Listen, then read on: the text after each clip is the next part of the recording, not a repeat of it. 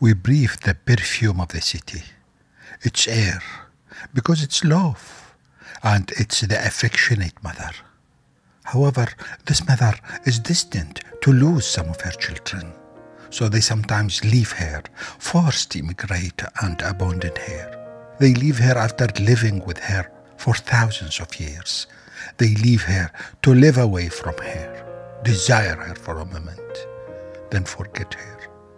As the days go by, the city becomes a story that grandparents tell their grandchildren before going to sleep. Today I passed by this street, An-Nahr Street. They were here, the Sabaeans, Mandaeans. They worked here, their voices, their beautiful dialect, their life was here. Their joy when they were presenting their work and their craftsmanship, their jewelry to their customers. It was their speciality.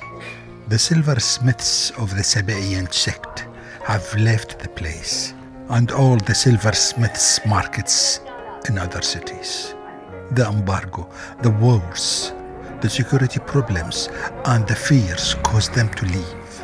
Those who lived here since ancient times, from the Sumerian and Akkadian civilizations, through the Abbasid era, Ottoman era, the Tatars and the Mongols. They reached our era to disappear completely, as if they didn't exist before. They were in harmony with the hustle and bustle of the city, with their work, with their movement, with their relentless research for survival and success. Many reasons pushed them.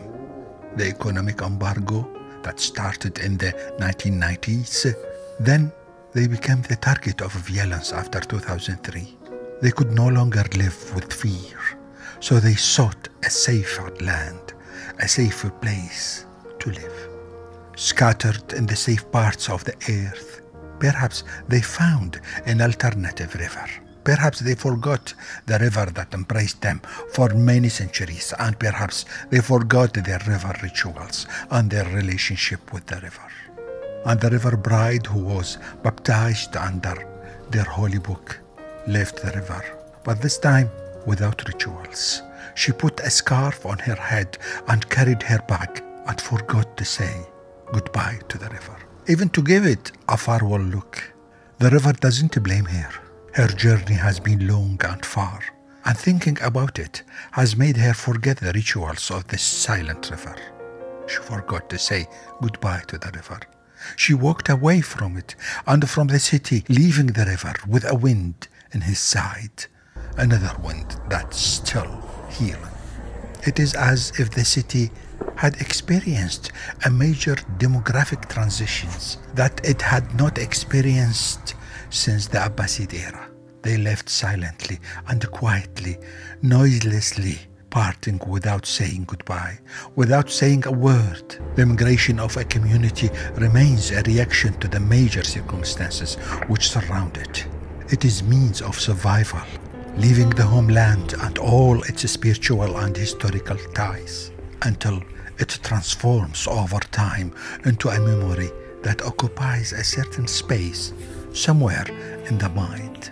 Just a beautiful story to tell before sleeping.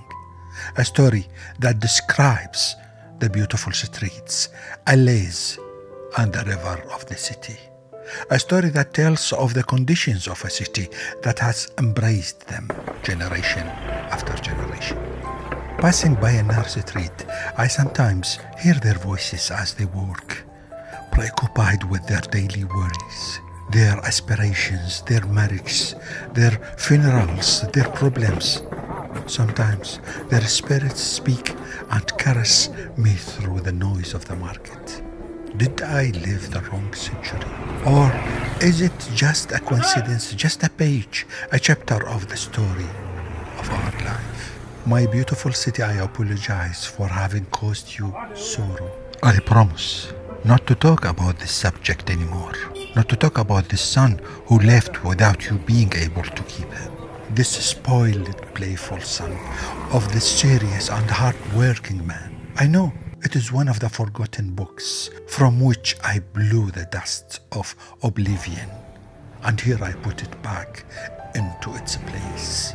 Because it's just another case of separation, just another memory, another failed love story, a state of silent farewell, so that the page turns and the memories become ashes that fly in harmony with the currents of the wind.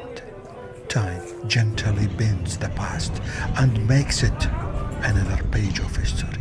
Leaving a country we love is a sad poem whose every word carries emotion and tears of farewell, departure, memory and oblivion of a page that we tear. I don't think the city blames them for this departure. They left after suffering and misery. They left to live in peace. Your son was forced by fate to leave what he loves. I imagine him saying goodbye to you here, in front of the river. Farewell, my great love. Farewell, my beautiful river. I will always yearn to embrace your cold waves as they forcefully push me to the depths. Goodbye, my beloved city. So forgive him his departure. He couldn't live without fear, as the poet says. I am the fearful, O life. I am afraid of everything. If I had a bad dream, I would tremble before my eyelashes. I would put 1,000 safety locks on the door. I would tremble at night 1,000 times. Then I pity myself and say to fear, stay here at my house. I am the one leaving. I am the fearful, O life, and I am the afflicted. I cross the river, thirsty, without thinking of drinking water. Goodbye.